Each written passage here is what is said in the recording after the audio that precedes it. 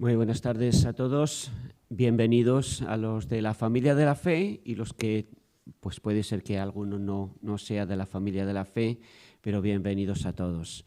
Estamos contentos de estar en este acto que estamos celebrando, pues la Reforma Protestante. Hace más de 500 años que Lutero clavó esas tesis en la Catedral de Wittenberg y que eso ha cambiado nuestras vidas a cada uno de nosotros, así que estamos muy contentos de llamarnos protestantes. En este día vamos a tener una conferencia del protestantismo en Aragón y que ya nos van a presentar al conferenciante, pero yo quería decir, ya que estamos así, un poquito en confianza, de que los anglicismos se nos van pegando un poquito y hemos puesto en una de nuestras propagandas Reforma FES, ¿sí?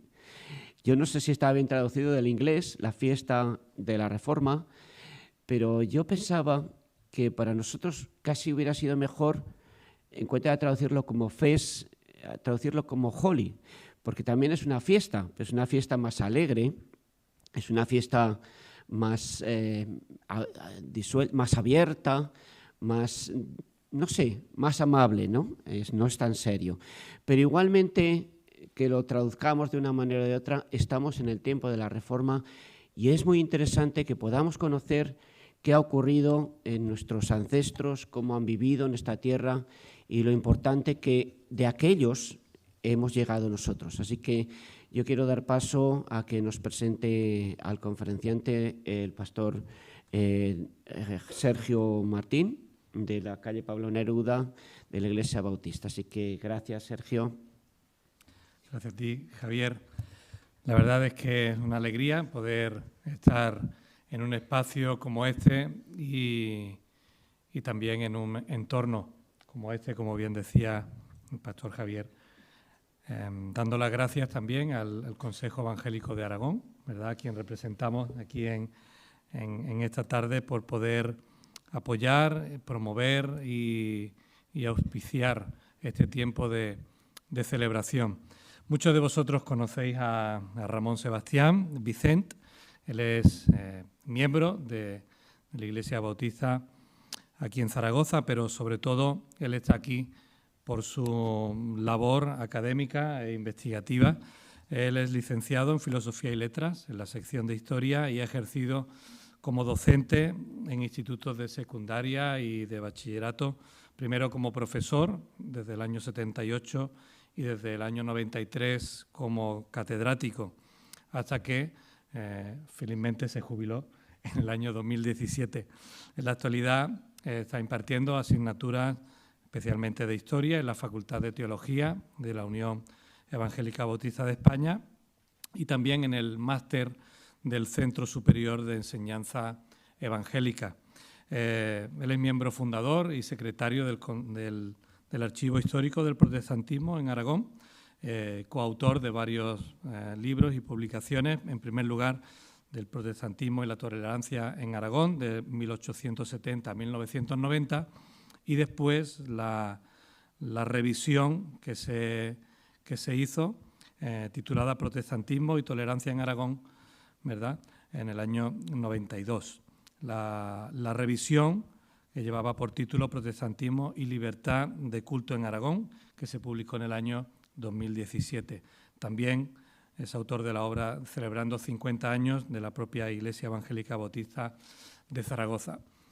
Cuando pensábamos en el grupo de trabajo acerca de alguien que pudiera hablarnos del protestantismo en Aragón, evidentemente pensábamos que no había un mejor ponente que él para este momento, y por eso queremos, Ramón, pues darte muchísimas gracias por compartir este tiempo con nosotros, con el título que tenéis en pantalla y que conocéis, Protestantismo y rutas históricas de penetración en Aragón, y también queremos daros las gracias a todos vosotros por vuestra asistencia. Así que, Ramón, gracias, y es tu tiempo hasta que termines, ¿eh?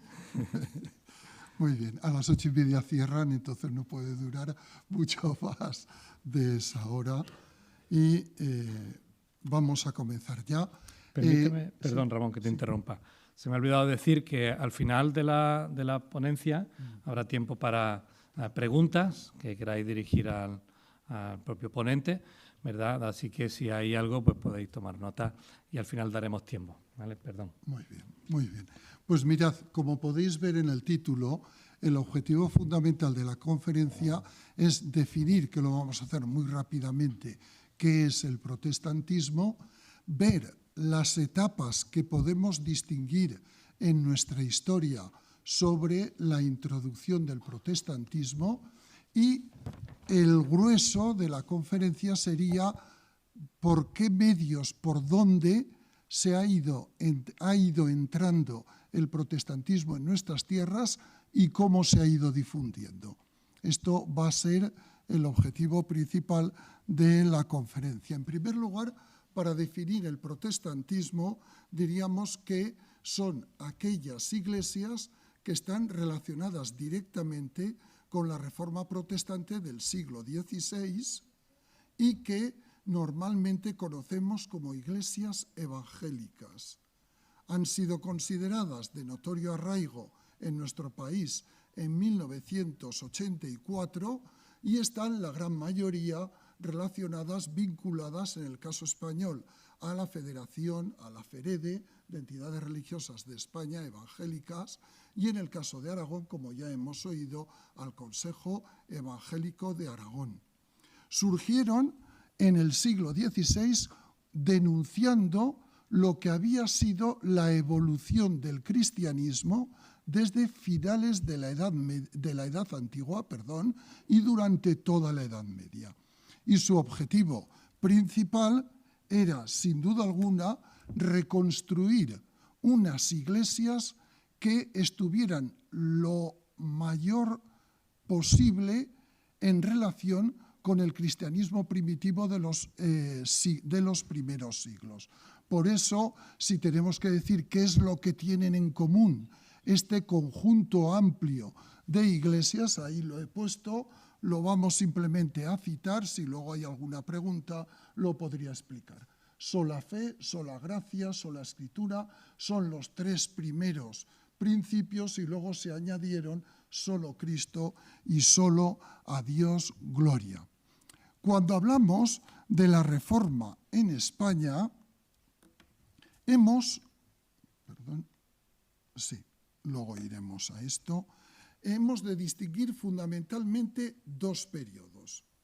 Hablamos de la Reforma propiamente dicha en el siglo XVI y luego nos encontramos que ante la represión tan fuerte que hubo, que se inició en un movimiento antierasmista, antihumanista en la década de 1520 y culmina con el comienzo del reinado de Felipe II en 1556, se inició semejante represión contra lo que se consideraban doctrinas heréticas, que prácticamente no solamente se extinguió lo que había surgido en el siglo XVI, sino que se desarrolló en la mentalidad colectiva española un miedo hacia todo lo que pudiera sonar a protestante, que vendrían a imponer o impusieron tanto el Tribunal de la Inquisición como la Corona, que van en ese momento van de la mano. Bien, ante esta situación, durante los siglos XVII y XVIII, el protestantismo en España es puramente testimonial. Encontramos casos, como vamos a ver, pequeñas congregaciones, españoles en el exilio, congregaciones también en el exilio, pero es un protestantismo inicial que no podemos enlazar entre el protestantismo del siglo XVI y el protestantismo que se inicia en el siglo XIX. Sin embargo, el protestantismo del siglo XIX sí que tiene una clara continuidad con nuestros días. Podemos encontrar entidades, iglesias que surgen a finales del siglo XIX y se prolongan o han tenido su continuidad hasta nuestros días. Por lo tanto, ante esta situación, siglo XVI y del siglo XIX a la actualidad, con un gran paréntesis entre el siglo XVII y XVIII, normalmente los historiadores de la Reforma distinguen en la Reforma propiamente dicha en España en el siglo XVI y lo que aquí nos aparece como Segunda Reforma, porque a partir de entonces ya podemos tirar del hilo hasta nuestros días. ¿Cuándo aparece ese concepto de Segunda Reforma? Como pueden ver, aquí tenemos una obra que se publicó a comienzos del siglo XIX. Vamos a ver, esta de aquí, a comienzos del siglo XIX, y que una creyente evangélica que trabaja en la Universidad de Barcelona editó la Reforma en España en el siglo XVI, editó con un prólogo, una introducción de todo lo que había sido y conocemos hoy en día sobre ese tiempo. Pero aquí a la derecha, le doy a esto, aquí a la derecha encuentran una página de una revista evangélica española del año 1924, porque la primera persona que utilizó el concepto Segunda Reforma en España es una misionera británica, Mrs. Petty, que la tenemos aquí, y que publicó una obra titulada Los albores de la Segunda Reforma en España en el año 1871. Esa obra luego se publicó en lo que hoy llamaríamos fascículos, en partes, en la Revista Evangélica Española entre los años 24 y 25. Y aquí tiene lo que sería la primera página de esa colección que se publicó en esa revista. Y efectivamente, desde entonces, es muy frecuente oír hablar de Segunda Reforma en España, aunque algunos autores dicen que no están muy de acuerdo porque nunca llegó a ser exterminada la Reforma en nuestro país. Pero vuelvo a insistir, no hay una continuidad desde el siglo XVI hasta nuestros días. Bien, cuando hablamos de la entrada del protestantismo en Aragón, tenemos que contextualizarla en España. Lo primero que diríamos es que en el siglo XVI hubo muchos más testimonios de protestantes en nuestro país de lo que normalmente se suele creer, habiendo dos congregaciones muy conocidas para ya un sector de la población, la congregación de Sevilla y la de Valladolid, pero también encontramos en casi todas las ciudades importantes y en muchas poblaciones, como vamos a ver enseguida en Aragón, vamos a encontrar grupos o testimonios de personas que abrazaron la Reforma en esa etapa. ¿De dónde surgían? Pues mirad, está muy relacionado, uno, con el humanismo cristiano del siglo XVI, que es en toda Europa el que impulsa la Reforma. Dos, cuando vas viendo casos y casos de protestantes en el XVI, hay un porcentaje muy importante de conversos del judaísmo al cristianismo. Como saben, en España a finales del XV se obligó a los judíos o a convertirse al catolicismo o a salir. Un importante sector se convirtió, se quedó aquí, pero desde luego no acababan de ver una relación clara con lo que es el cristianismo católico. Y hay un trasfondo de conversos del judaísmo que luego abrazaron la Reforma. Y encontramos también personas con un alto nivel social, bien porque van con la corte imperial de Carlos V, hay varios casos que conocemos que yendo con la corte de Carlos V se convirtieron y al volver al país difundieron o empezaron a difundir las doctrinas que habían creído. Pero también encontramos de un alto nivel económico y ahí veríamos sobre todo comerciantes que se mueven por Europa y estudiantes universitarios que están estudiando fuera del país y allí conocen las doctrinas reformadas y las aceptan. El primer caso en Aragón va a venir por aquí, como ahora vamos a ver. Bien, con respecto a Aragón, bueno, antes de esto, una frase he puesto aquí, como podéis ver en el centro.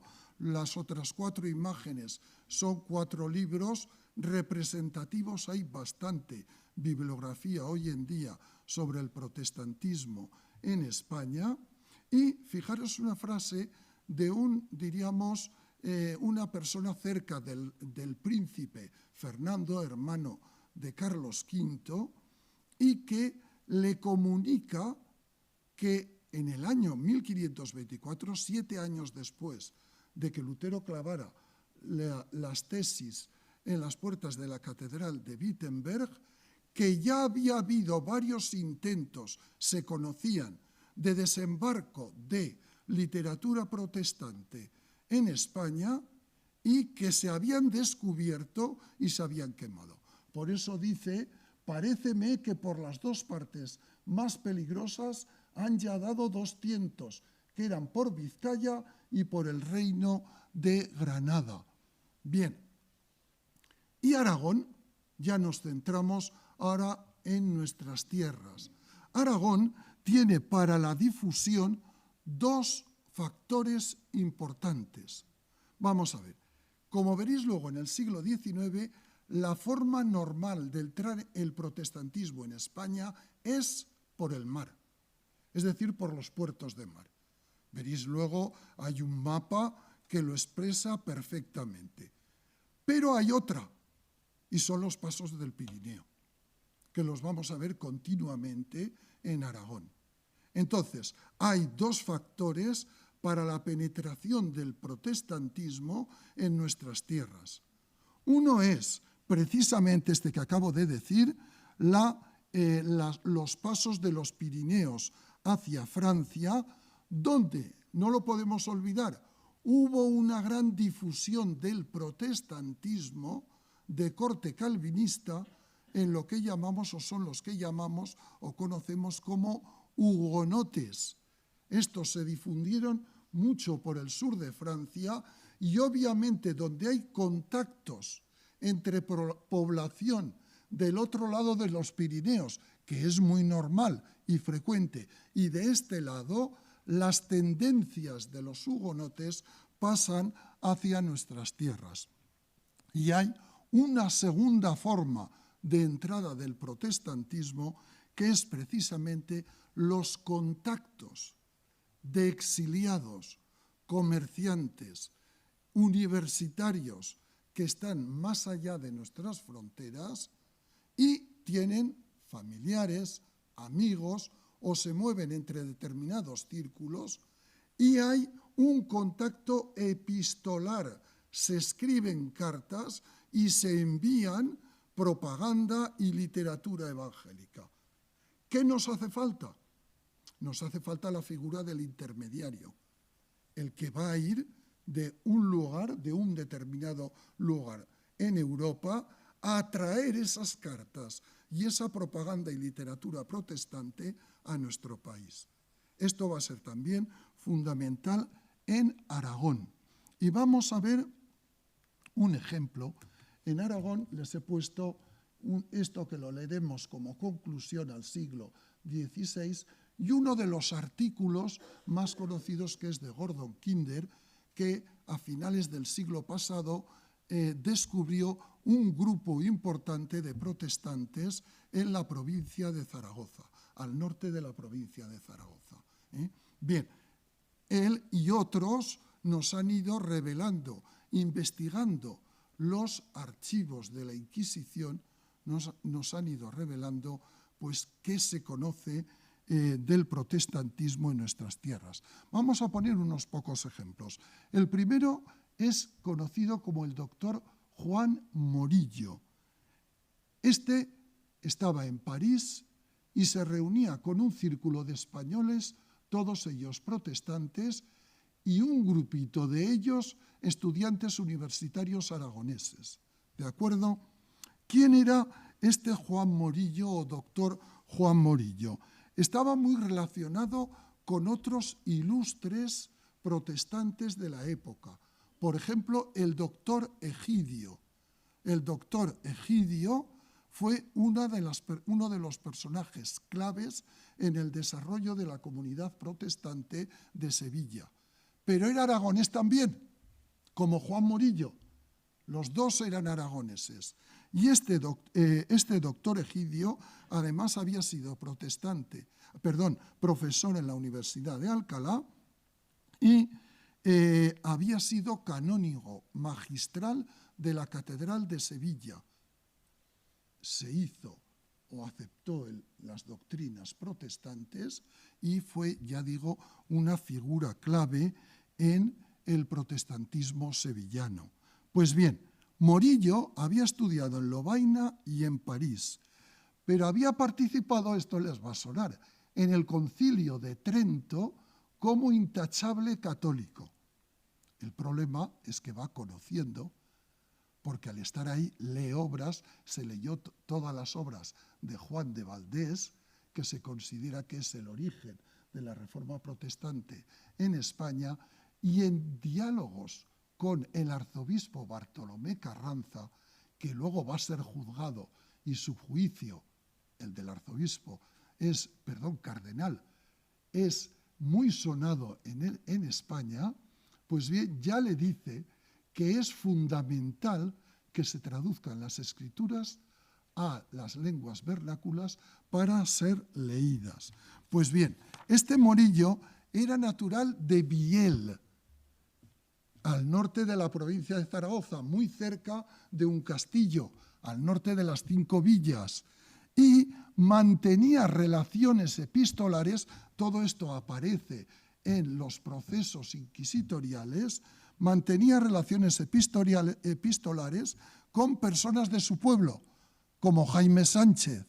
Este otro personaje había estado en el Círculo de París, al volver aquí se entera que le van a detener y gracias a un grupo de simpatizantes de su pueblo y de un castillo que también había, como Martín Andosilla, logró poner pies en polvorosa y huir a Francia. Bien, pues con el doctor Morillo encontramos precisamente las 2 vías que he citado para la difusión del protestantismo en Aragón.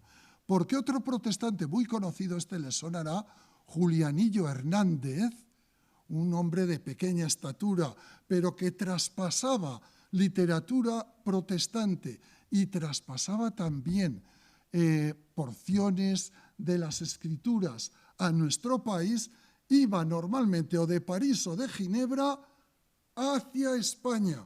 Su punto final solía ser Sevilla, pero ¿por dónde pasaba? Por los Pirineos.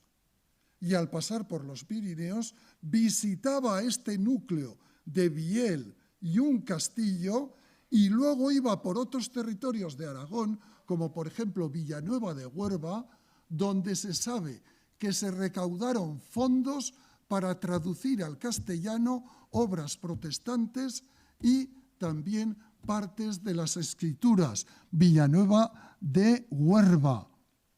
No solamente estaba Julianillo Hernández, sino que también encontramos otros intermediarios como Domingo Ferran. Hubo también relaciones epistolares con gente de Zaragoza, ciudad, y ahí encontramos a Miguel Monterde. El otro ya saben que era un doctor. Este era el rector del Estudio Mayor de Zaragoza, es decir, el precedente que hubo en nuestra ciudad de estudios superiores antes de fundar la universidad. Pues este rector, Miguel de Monterde, fue procesado por la Inquisición en 1559. Analizando los casos de Zaragoza, Gordon Kinder llega a la conclusión que aquí en esta ciudad debió haber un pequeño grupo de protestantes que se reunía en el siglo XVI. Cita nombres como el de Martín Beruete, que fue a Francia y en Francia fue ordenado pastor protestante y era de Zaragoza ciudad. Tendríamos que hay personas, por ir ahora ya más rápido, en Calatayud y varios pueblos de la comarca, dando nombres. Tarazona, donde, por ejemplo, encontraríamos a Felipe de la Torre, que había sido capellán real y que, huyendo también de nuestro país, casi todos los que pueden se exilian, fue ordenado pastor también en el sur de Francia. En general, por sintetizar, la lista es larga. Solo en el siglo XVI se han recogido 368 casos de procesos inquisitoriales por luteranismo. 368, no en todo el siglo XVI.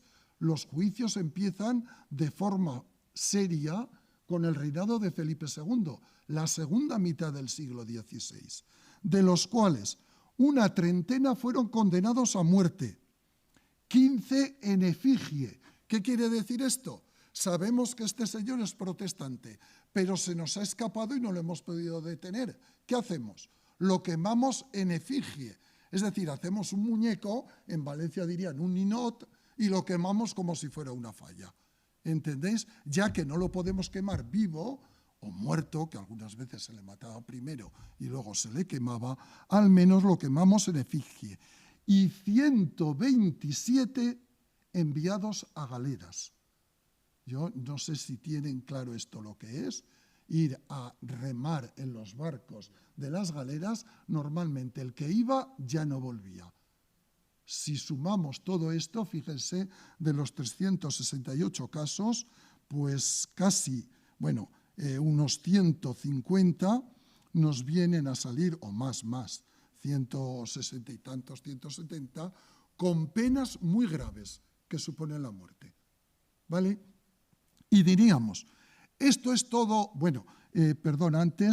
citando al historiador inglés del siglo XIX, que antes hemos visto su obra, dice que fuera de Sevilla y Valladolid son las tierras de Aragón por las que más se extendió el protestantismo en España, habiendo comunidades, esto lo decía a comienzos del XIX, en Zaragoza, Huesca, pero refiriéndose al XVI, Zaragoza, Huesca, Barbastro y otras poblaciones. Pero aquí se nos escapa algo, que es Teruel, que también existe. ¿Por qué? Porque el Tribunal de Zaragoza no le correspondía el caso de Teruel o los casos que encontraban en Teruel. ¿Estos a qué tribunal pertenecían? Al de Valencia. Todos los casos de protestantismo, luteranismo que se hacía entonces, se juzgaban en Valencia. Y precisamente en Teruel sabemos, al menos en la ciudad de Teruel, de una comunidad protestante, también en el siglo XVI, de la que se detuvieron en un determinado momento una decena de personas. Es decir, si vamos sumando todo esto, podemos ver que eso de que en el siglo XVI hubo 4 o 5 gatos que abrazaron el protestantismo, solo en el reino de Aragón podemos encontrar bastantes casos. ¿Vale?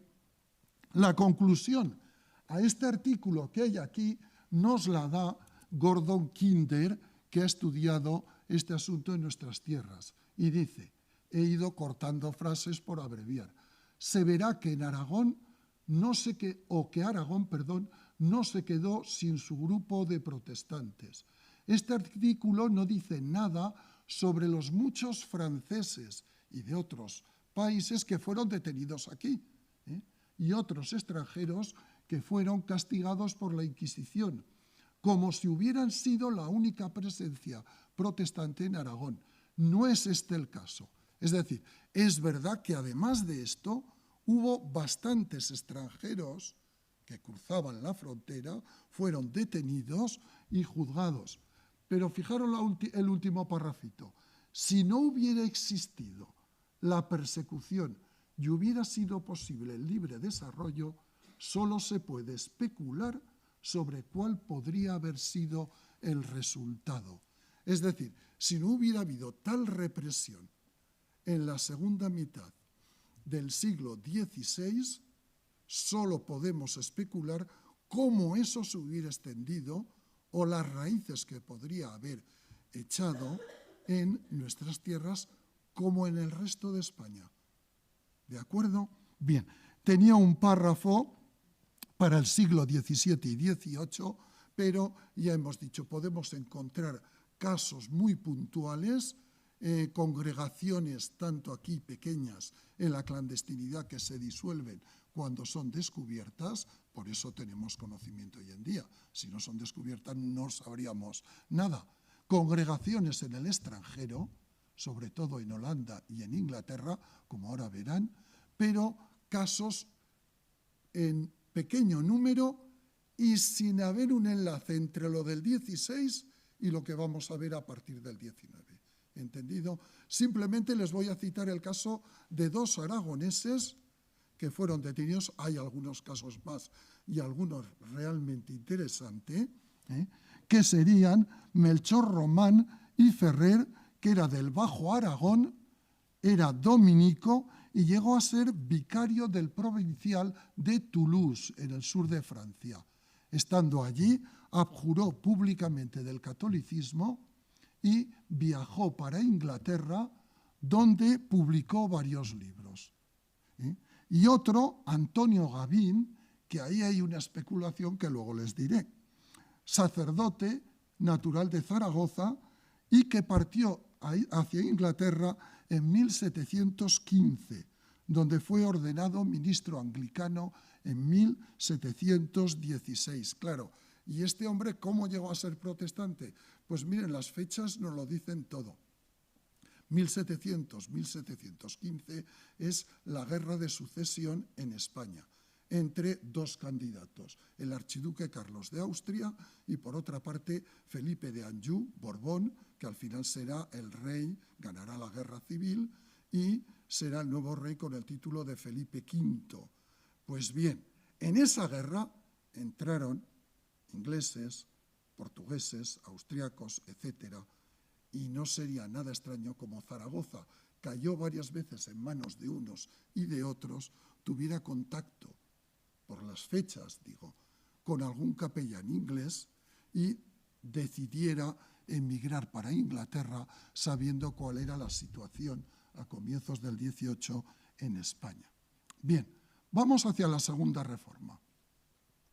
Cuando hablamos de la Segunda Reforma, lo primero que tenemos que decir es por qué a partir de entonces el protestantismo vuelve a nuestro país y ya continúa hasta nuestros días.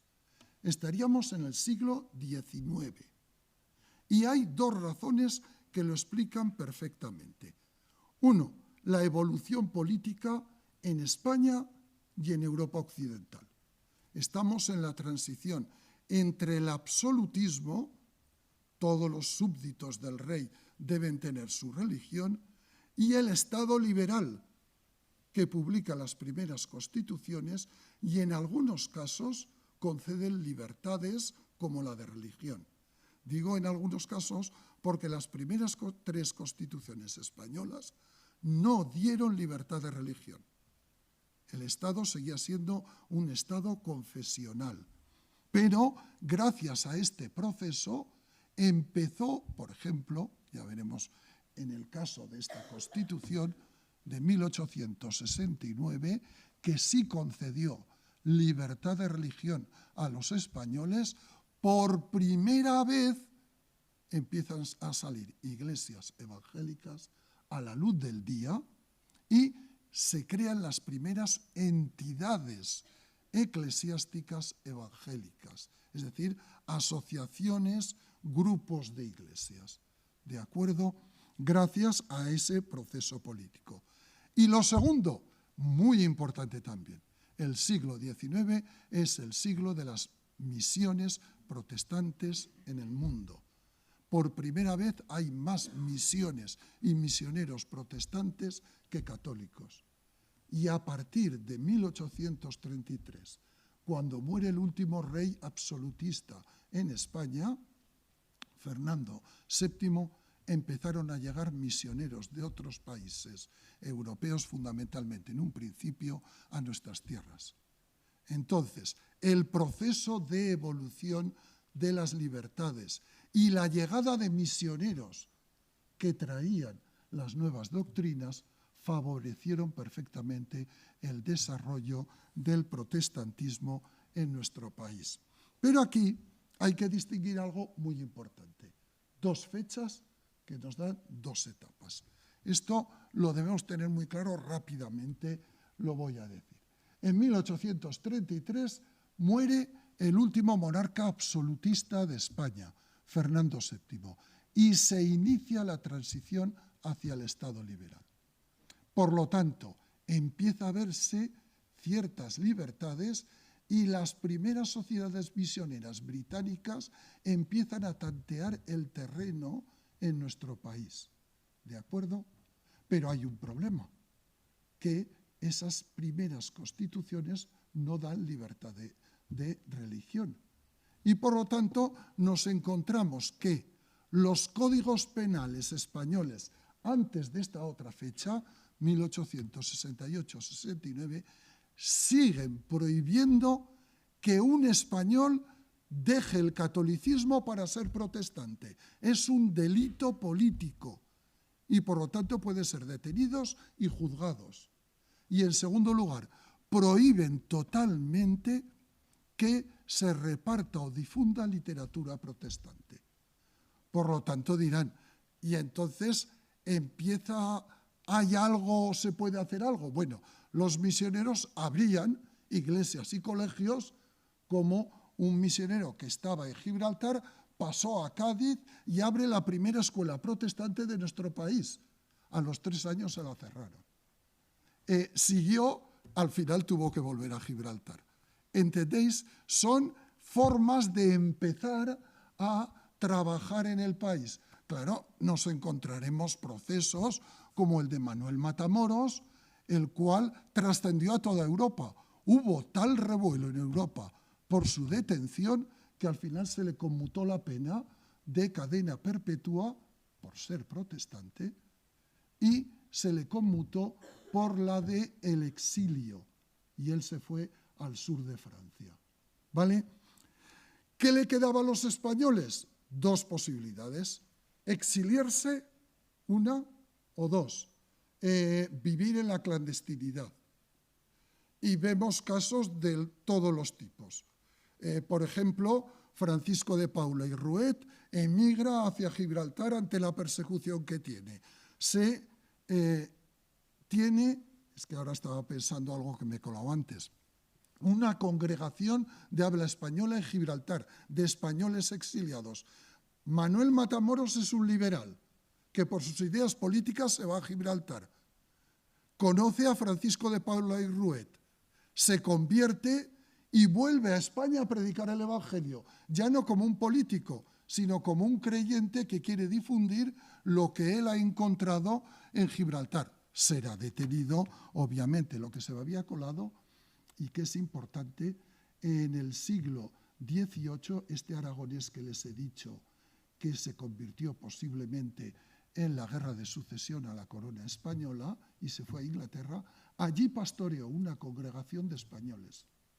Eso quiere decir que había españoles que se iban a Holanda, a Inglaterra, a otros países, y allí formaban congregaciones de habla hispana, que era la diferencia con otras congregaciones. Pues bien, en el caso que estamos diciendo, la situación en esa primera etapa, 1833 al 68, es muy difícil para los protestantes. Pero fíjense, esto es todo un reto. Lo que debieron trabajar que cuando llegó la libertad, en casi todas las ciudades españolas importantes se fundan congregaciones protestantes y muchas de ellas tienen a pastores españoles. ¿Qué quiere eso decir? Que soterradamente, en la clandestinidad y exiliados que volvieron a nuestro país, desde luego en esta etapa se crea toda una infraestructura que cuando llega la libertad sale a la luz. ¿Lo entienden? ¿Qué pasó en el 68? Los que tengan fresca la historia lo saben, una revolución que expulsó a Isabel II de nuestro país y originó lo que se conoce como el sexenio democrático. La constitución de esa etapa, la tienen aquí, denominada la Gloriosa, es la primera que concede libertad de religión en España.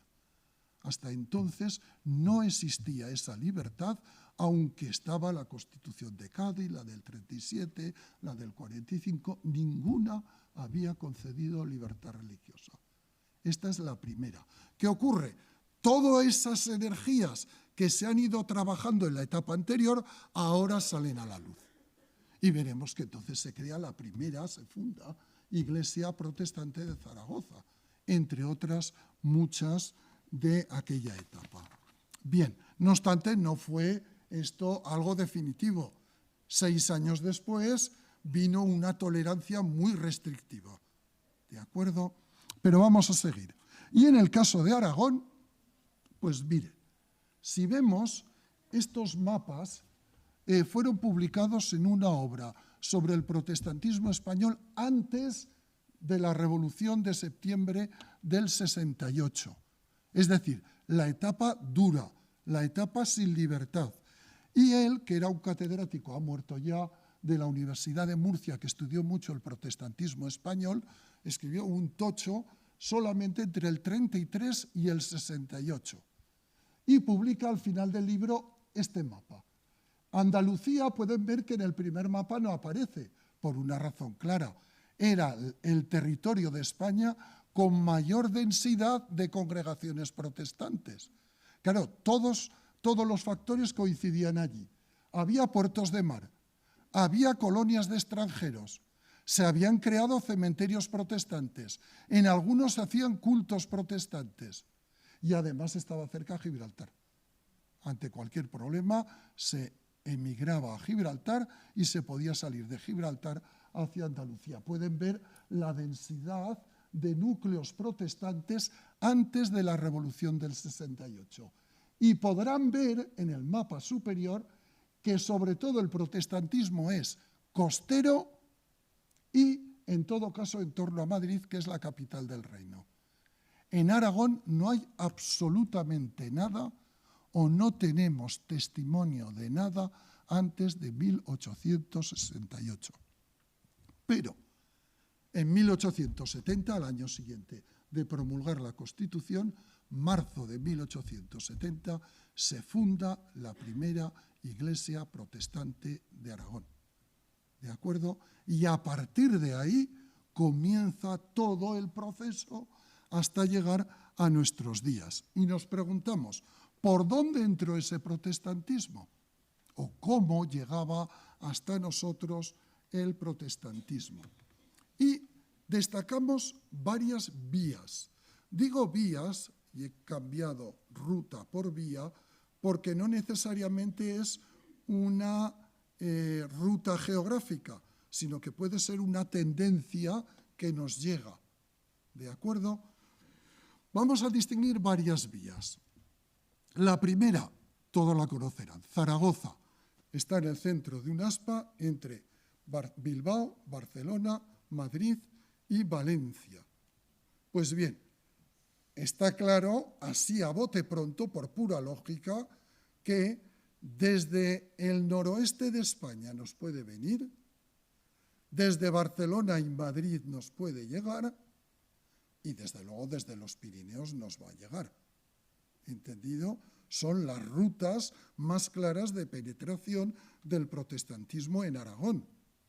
Ahora, en principio, vamos a ver entre Madrid y Barcelona y cómo hay una misión que entra por la depresión del Ebro. Pero Luego nos detendremos en Cataluña, porque desde luego desde Cataluña, donde hubo una gran densidad de iglesias protestantes desde el comienzo de la Segunda Reforma, las influencias entran en Aragón. Quizá de las 4 ciudades, la que menos importancia tiene para nosotros es Valencia. ¿Por qué? En Valencia también hay un temprano desarrollo del protestantismo, pero Valencia se orientó más hacia el sureste. Desde Valencia se extendió el protestantismo hacia Murcia y Almería y hacia La Mancha, Albacete. Entonces, no hay testimonios de obras que vinieran desde el Levante, misioneras, hacia Teruel y Zaragoza. ¿Entendido? Luego nos centraremos en Madrid, Barcelona y nuestra ruta, diríamos, desde el noroeste. Eso es lo que pretende este título. Vamos a ver, ¿qué relaciones hay con Madrid o con Barcelona? Vamos a ver, en el caso de Madrid, hemos de decir que el pastor que llegó justo el mes antes de fundar la congregación de Zaragoza, José Eximeno, será su primer pastor, llega con la colaboración de una misión británica y un pastor muy conocido en España, que estará un tiempo con él, que es Antonio Carrasco. ¿De acuerdo? Pero al poco de llegar, José Eximeno entra en contacto con la Unión Evangélica Española. ¿Qué es esto? En España la libertad acababa de llegar y se formaron 2 grandes conjuntos de iglesias protestantes, una en Andalucía y otra en Madrid. La de Madrid es la Unión Evangélica Española y desde luego Zaragoza se puso enseguida dependiente de la Unión Evangélica Española. Bien, al año siguiente, en 1871, la andaluza y la madrileña se fusionan y crean la primera gran entidad protestante de España, la Iglesia Cristiana Española, 1871. El pastor de Zaragoza se incorpora automáticamente a esta asociación. Pero, atención, resulta que esta asociación se divide en presbiterios y Zaragoza y Aragón, que es solo Zaragoza en ese momento, se incluye en el presbiterio de Barcelona.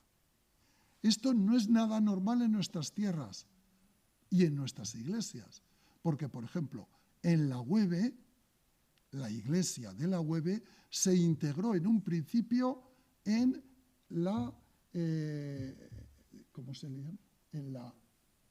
Que no me sale la palabra, en el conjunto de iglesias de Cataluña, la Asociación de Cataluña. Pero en las asambleas de Dios se organizaron también, después de su fundación, en fraternidades. Y en principio, hasta que se creó la fraternidad propia de Aragón, también las iglesias pentecostales de Asambleas de Dios de Aragón se incluyeron en Barcelona. Entonces, fíjense cómo prácticamente estamos entre Madrid, por un lado, y Barcelona. ¿Qué rompió esto? A ver, a comienzos de los 70 llega el señor que tienen ahí, un misionero norteamericano llamado William Gulick, y desembarca en Santander. Desde Santander va a crear todo un conjunto y fundar de iglesias por Cantabria, País Vasco, donde crea el famoso Instituto de Señoritas de San Sebastián, que luego pasó a Francia y se asentó finalmente en Madrid. Pasa por La Rioja, fundando la iglesia de Logroño y de Pradejón. Sigue por Zaragoza. La iglesia de Zaragoza se incorpora a esta asociación que se llama la Unión Iberoevangélica y llega hasta Reus en Tarragona. Es decir, es una asociación que cogería a grandes rasgos toda la depresión del Ebro. ¿De acuerdo?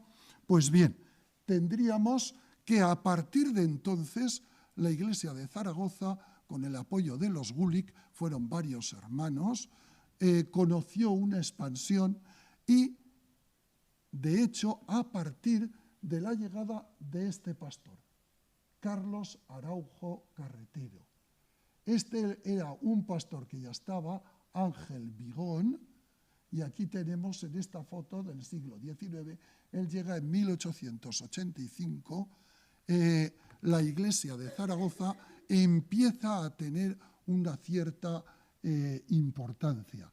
No solamente numérica en sí mismo, porque va creciendo, ha abandonado el primer local en el Coso Bajo y se ha ido a la calle de San Pablo, pero funda congregaciones, pequeños puntos de misión en un montón de pueblos de la zona central del Ebro.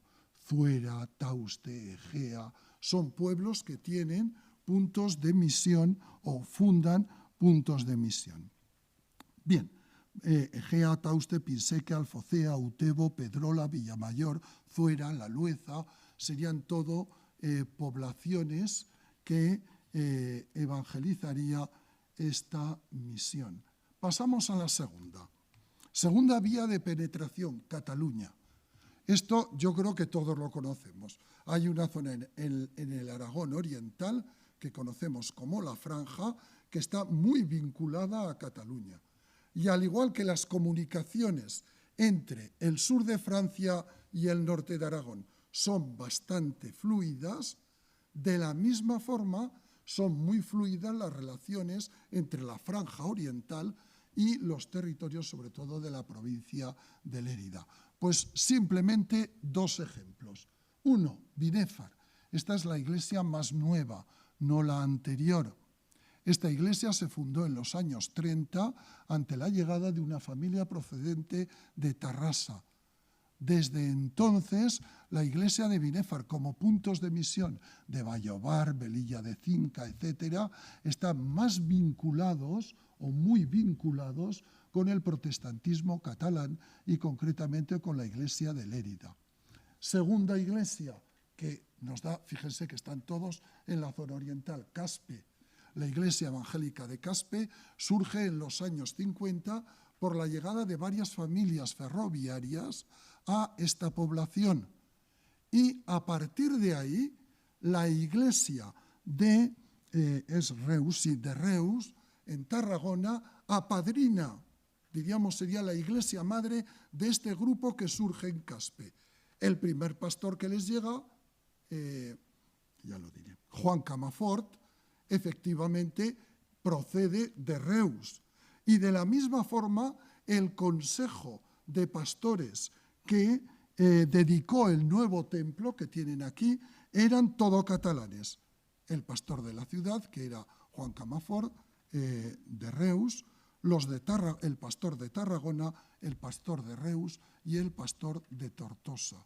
¿De acuerdo? Luego tenemos una segunda área que no la vemos, ojo, salvo la Unión Iberoevangélica, ni en el caso del norte, ni desde Madrid, ni desde luego desde Valencia. ¿De acuerdo?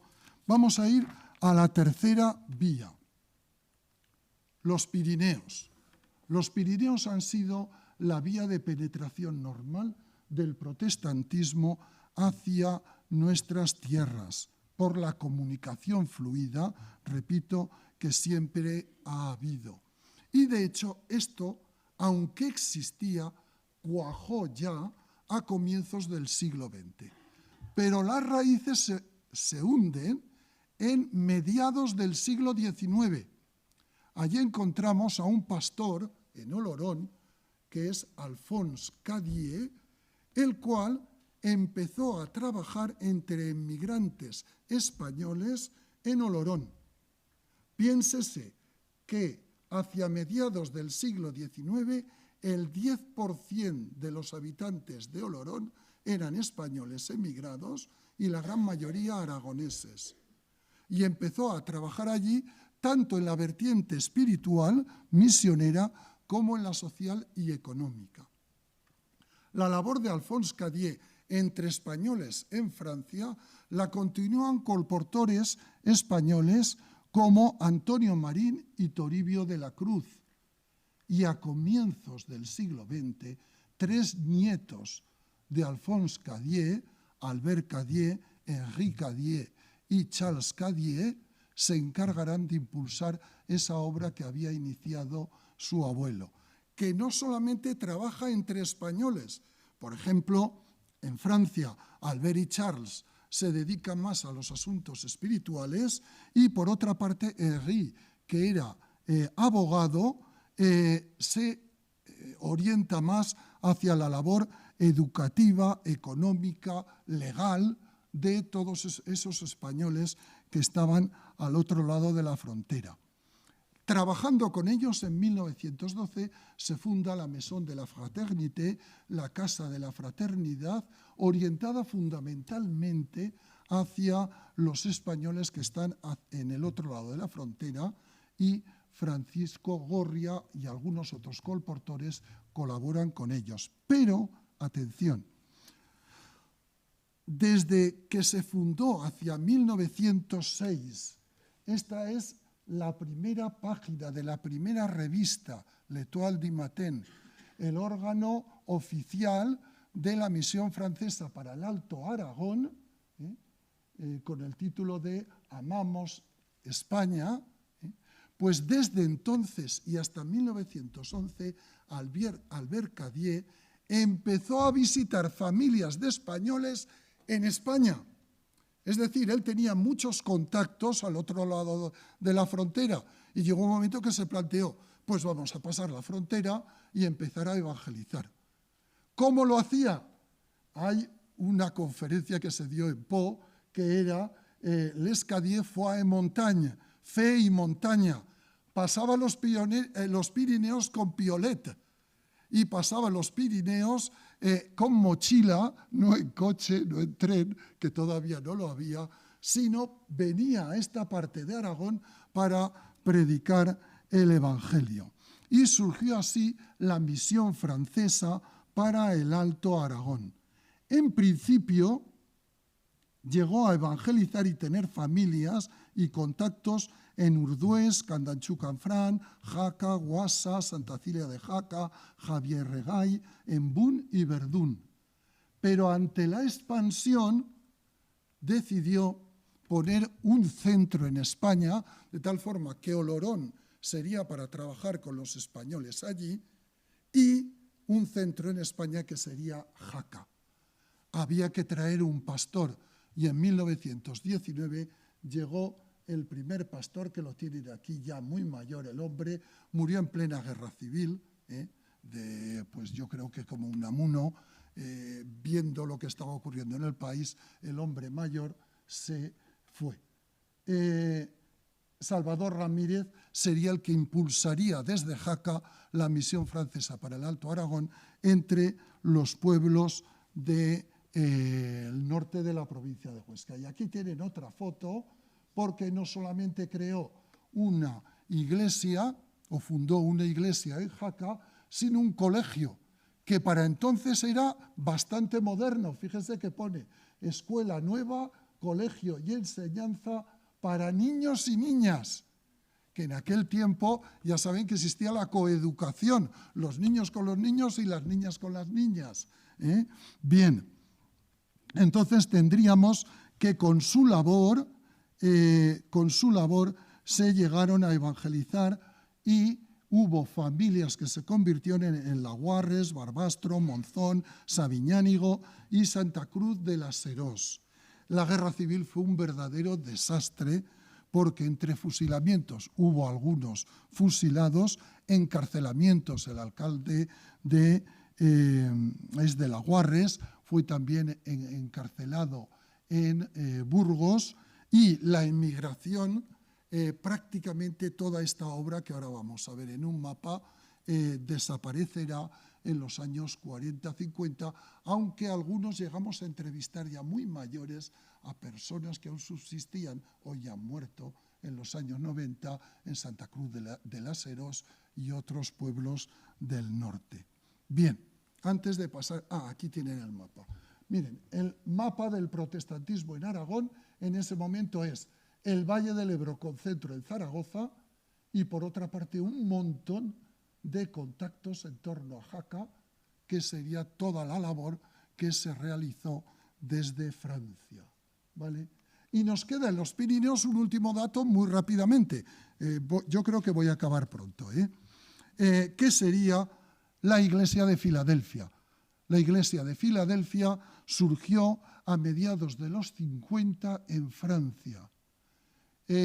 Surgió en el seno de las Asambleas de Dios, pero en el año 68 se convirtió en una iglesia independiente, es decir, se constituyó como una iglesia propia.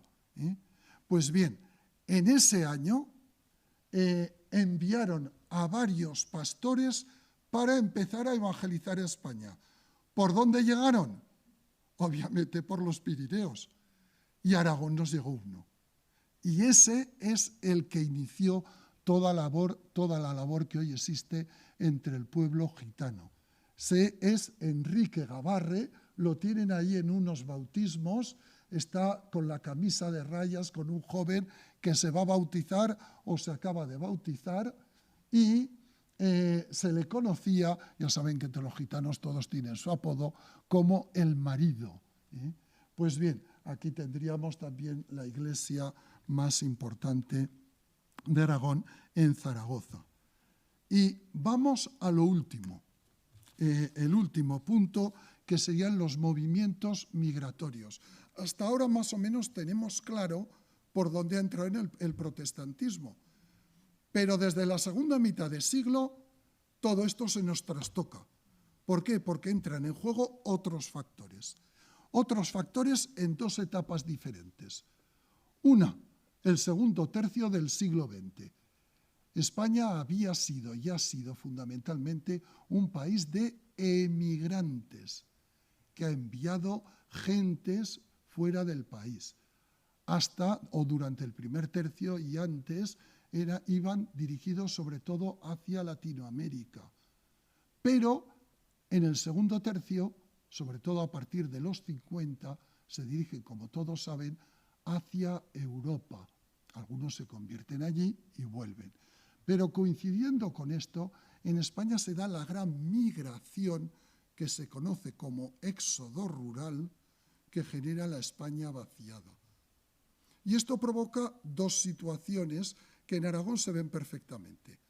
Una, si la España vaciada sabemos que está muy de lleno en Aragón y hay un envejecimiento, muchos núcleos rurales que habían aparecido entre la guerra civil y este fenómeno de la emigración, ejemplo muy claro, La Lueza, una congregación en Huesca relativamente asentada, pero me decía el pastor reformado que en los años 90 al final ya no quedaba nadie. ¿Por qué? Porque habían emigrado todos, hacia Cataluña, hacia diferentes sitios. Es decir, primera consecuencia de esta inmigración, muchos núcleos rurales que habían existido en Aragón desaparecen. Segunda consecuencia dentro de esta primera etapa, positiva ¿para quién? ¿Para dónde estamos? Para Zaragoza. Es decir, hay muchos que vienen a Zaragoza, de esos que se van, pero hay muchas familias que vienen también de otros lugares de España hacia Zaragoza. Tenemos el caso de una iglesia que es muy claro.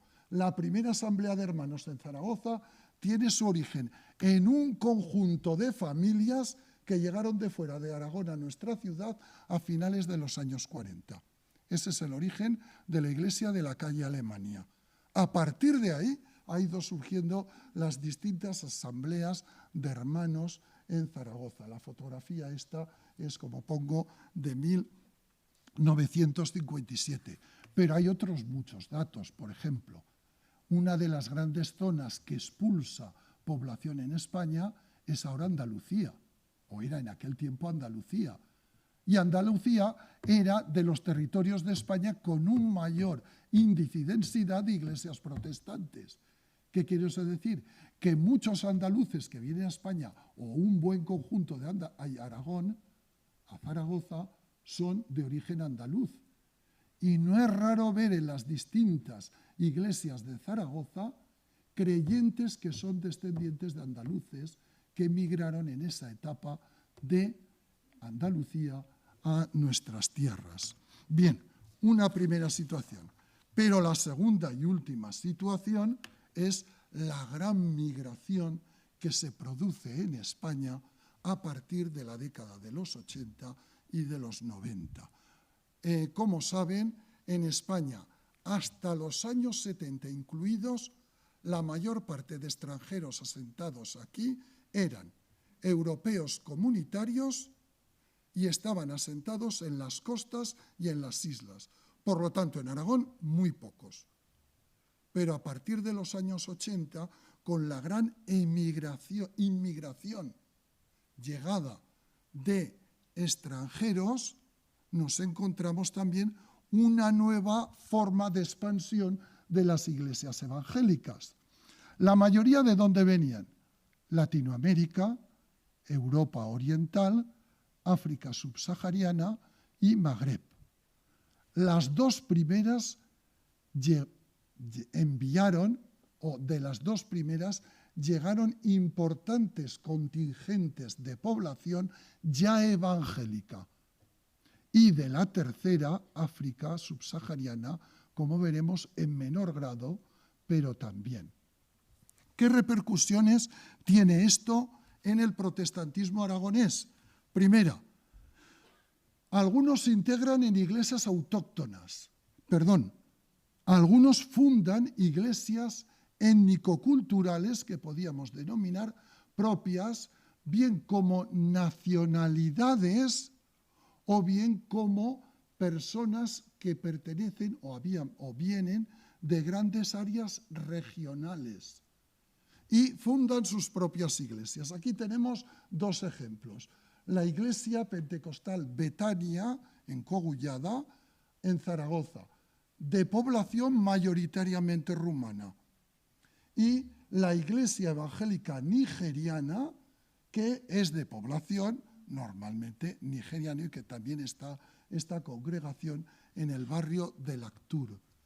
Hubo en principio bastantes iglesias nacionales latinas, pero yo creo que con el tiempo se han ido aglutinando y hoy quedan pocas, que sea Iglesia Evangélica Peruana, Iglesia Evangélica Ecuatoriana, que veíamos sobre todo en la década de los 90 y comienzos de los 2000.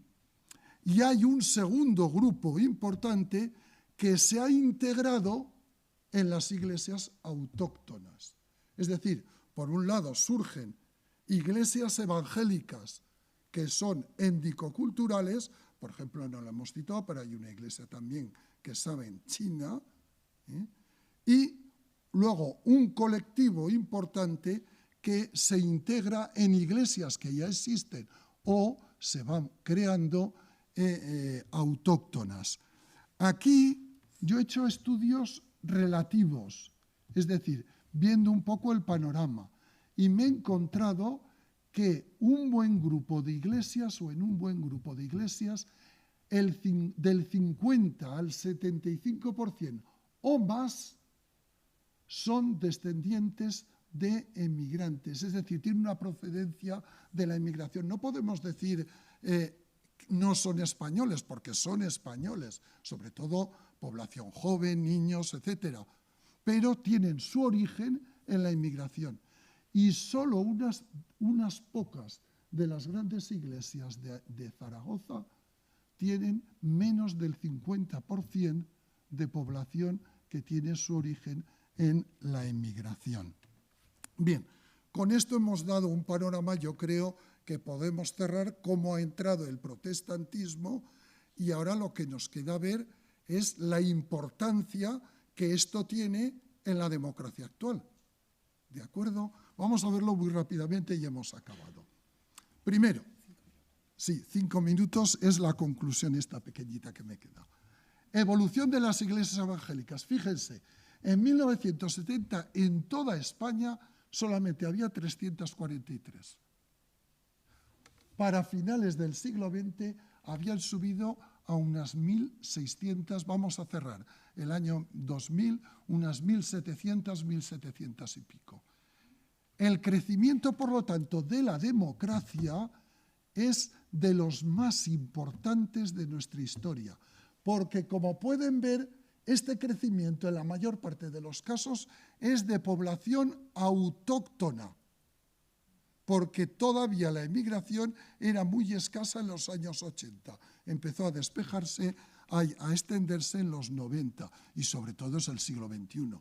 Si ven gráficos, lo observarán. Para el 2018, el número de lugares evangélicos había subido a 4.142.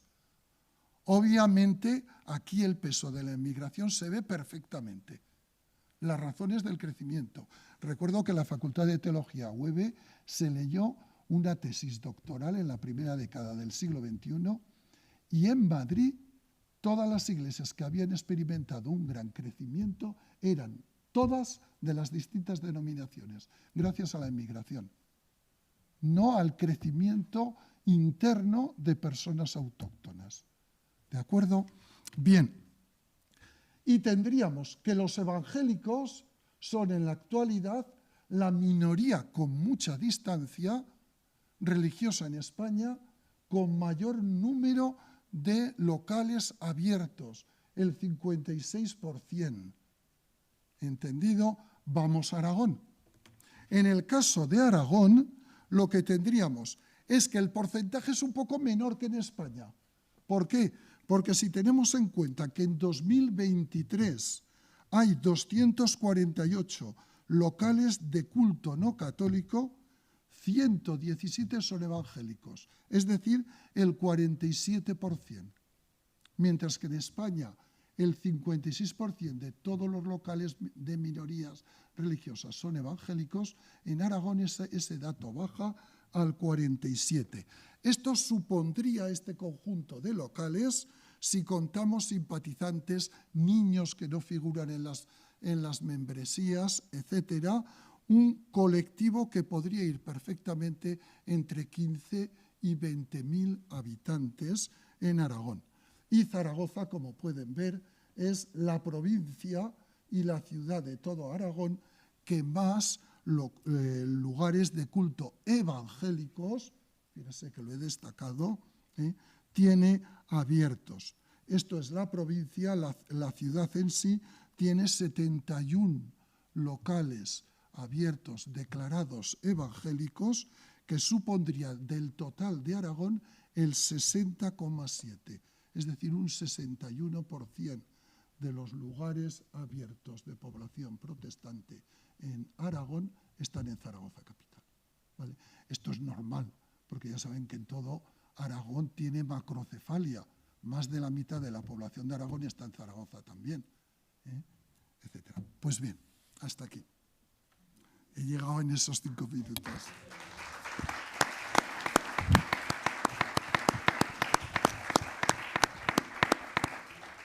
Si hay preguntas. Muchísimas gracias, Ramón. Creo que hay un par de micrófonos preparados por si alguien quiere hacer alguna pregunta, alguna solicitud de matización o cualquier curiosidad que haya surgido.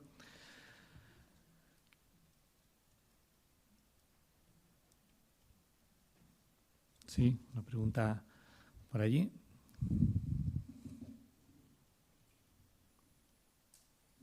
Por cercanía, yo la obra que conocí y estuvimos entrevistando allí en la Lueza. ¿Podrías comentar un poco acerca de esa obra? Solo la has estado de pasada. Es interesante el caso de la Lueza. Una conversión curiosa. Sí, porque hemos de pensar como creyentes evangélicos que todo lo que se siembra tarde o pronto tiene su resultado. El caso de la Lueza surgió en los años 20 del siglo XX y simplemente fue porque un señor de la Lueza encontró en el arcón de su casa una Biblia. Se puso a leerla y como pasaban colportores por ese lugar, una vez encontró a un colportor, se pusieron a hablar y el hombre llegó a conocer a Cristo. Luego vinieron otras familias y allí surgió en la Lueza un grupo, en principio, de 2 familias amplias, que luego se fue extendiendo, llegaron a tener su cementerio propio, tenían a comienzos de los 90, lo estuvimos fotografiando y demás, su casa su casa propia para la iglesia, que era una casa no muy grande, pero de una gran habitación que utilizaban como salón de cultos. Y ahí se reunían. Eran visitados desde Zaragoza. Y el final, pues es triste, se fueron todos. Hoy no queda nadie. No es que se hayan echado para atrás, sino que se han ido a Cataluña, a Zaragoza, a diferentes sitios, y hoy no queda nada en La Lueza. Esto es un poco triste, el ver, siguiendo la cantidad de pueblos que han tenido testimonio evangélico, y por diferentes avatares en la historia, hoy en día no queda nada. Y se puede visitar el cementerio evangélico, la capilla, supongo que estará ahí. Pero bien, no sé si quieres alguna... Están los nombres de las familias y todo, pero bueno, hasta les escribieron un artículo en el Heraldo de Aragón, en fin, varios artículos, en la revista Andalán también se les entrevistó, en fin, es una comunidad interesante que no sobrevivió al siglo XX, al siglo XXI. ¿Sí? Sí, en Calatayud ya he dicho que se puede seguir y se podría dar, claro, aquí se abrevia por el tiempo, que hubo en el siglo XVI un pequeño núcleo y con familias también en Nuévalos y otros pueblos de la comarca de Calatayud.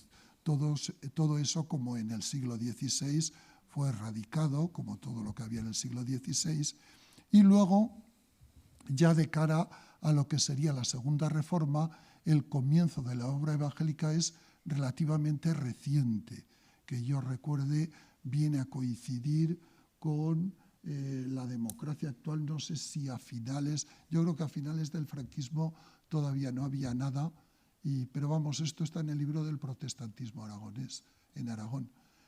Ahí se fundó una misionera suiza, fue la que inició la obra en Calatayud, y luego se contrató un local, algunos pastores y ancianos de asambleas de hermanos, pastores como Juan Bautista García, ahora ya jubilado, y algunos ancianos de asambleas de hermanos visitaban Calatayud periódicamente, y ahora mismo no sé cómo estará el punto de Calatayud, no sé si tenéis alguna información. Hasta donde sé, ¿sí? ¿Se escucha? Ahora, hasta donde sé, en Calatayud hay un punto de iglesia étnica gitana. Ajá. Y hay una iglesia pentecostal precisamente de origen latinoamericano, iglesia pentecostal, y el apellido no recuerdo. Hace poquito Yolanda y yo estuvimos viendo por un contacto a una persona que tenemos allí, que asistía a nuestra iglesia y que ahora está allí. Pero más allá de eso no hay, tampoco en la Almunia, que está cerca, tampoco hay ninguna iglesia todavía. Quizá el local aquel se cerró, porque llegaron a tener un local abierto y realizar cultos. Muy bien. Mencionaba Ramón el libro de Protestantismo y Libertad de Culto en Aragón. Si tenéis interés por este libro, en el Consejo Evangélico hay ejemplares y en muchas de nuestras iglesias también. Así que preguntad a vuestros pastores o hermanos responsables de la librería, porque es un libro interesante para ampliar y para verificar datos y tenerlo como referencia. Yo, por mi parte, solamente agradecer de nuevo a Ramón su disposición, y Javier, por favor, si nos despides, pues. Sí, añadir algún datito más. Yo no tengo tanta información como Ramón, pero sí que sé que ya las iglesias en España están sobre 4.300 aproximadamente, van creciendo muy rápido. Y también en el último Vademecum que hicieron de Aragón, en Zaragoza creo que ya había más de 60 iglesias registradas. Todas estas iglesias no las conocemos mucho, tenemos que estar en contacto, pero vemos que esto va creciendo continuamente debido a la inmigración de muchos creyentes que vienen de Latinoamérica y de otros sitios que hemos oído. Se comenta, esto no son datos ciertos, que si se estima que en España hay 1,5 millones de evangélicos, de los que solamente profesan 500,000. Y de tal manera que ya este año pasado, los socialistas que se presentaban para las elecciones, nos pidieron ya tener una entrevista con las religiones minoritarias, porque ahí ya es importante el voto evangélico en el gobierno. Ya nos están mirando desde otro punto de vista. Entonces, estos datos van cambiando continuamente y estamos muy contentos de que sigan cambiando, por supuesto, en este sentido. Muy bien, pues de nuevo agradeceros la asistencia. Nos han pedido, el centro cierra a las 8:30, nos han pedido no que salgamos rápido, pero sí que lo tengamos en cuenta.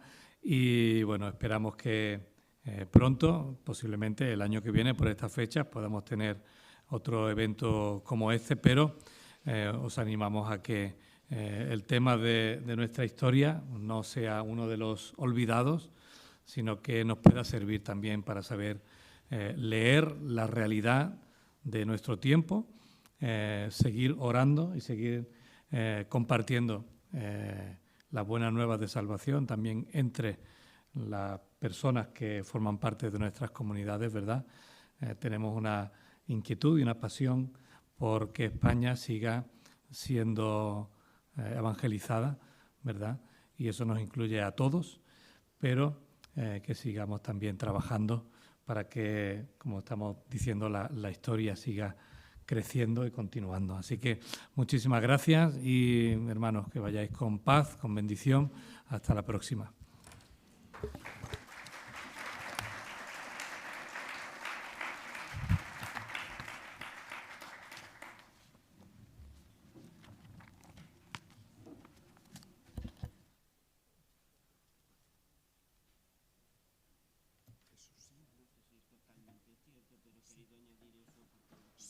Sí, tenía el dato, pero es que... ¿Tenías el dato?